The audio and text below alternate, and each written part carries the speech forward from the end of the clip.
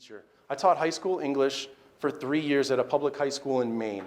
And I liked it, but I didn't like it enough to live paycheck to paycheck, which was happening. I was in one of the poorest districts in the entire state.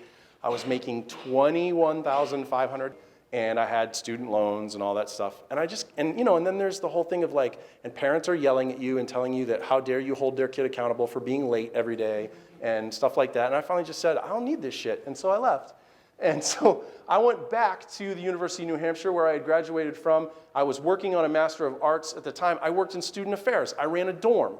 And so it let me still be developmental with people. That was important to me. And I was working developmentally with students, and I was working on my master's degree. I finished my master's, which was in secondary education, and I knew I didn't want to go back to teaching, but I wanted to finish what I started.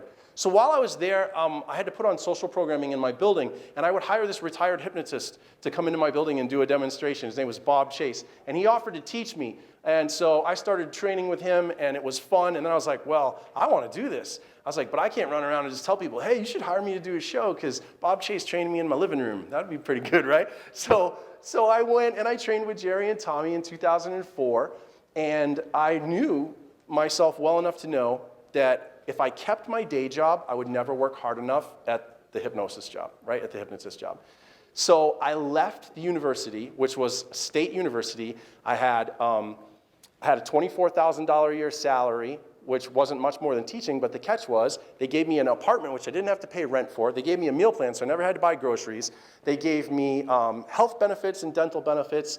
I didn't pay for my cable or my internet. That was free as well. And I had a 403B retirement plan where if I kicked in 6% of my check every week, they matched with 11%. It literally felt like I was rich.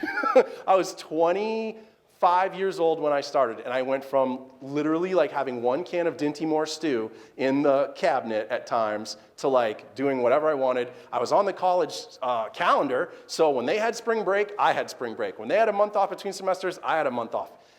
It was really comfortable, but I wanted to do this so much, so I left that job, and I took my 2001 Sahara Edition Jeep Wrangler, which was the only car I ever wanted when I was a kid. Forest green with a tan interior, soft top. I had it. I had exactly what I wanted. I sold it. I had paid it off early. I actually had equity in my car. I sold it. I took that money and I put it in the bank in case I didn't make as much money as I needed to the first year. And I jumped in. I was like, you need to do this full time. And so that's what I did. It's the best thing I ever did. I honestly don't feel like I've worked a day in my life since then.